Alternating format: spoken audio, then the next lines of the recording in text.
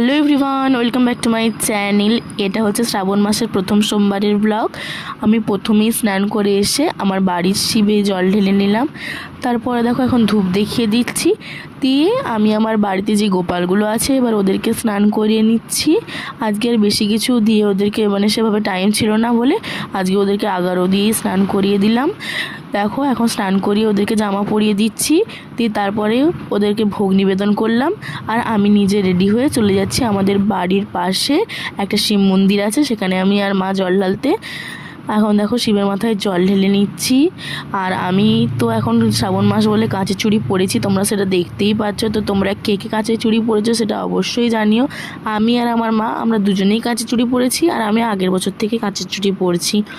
আর তোমরাও শ্রাবণ মাসের সোমবারগুলো কীভাবে মহাদেবের মাথায় জল ঢালছো অবশ্যই জানিও। তো আজকের ব্লগটা এতটাই, বাই।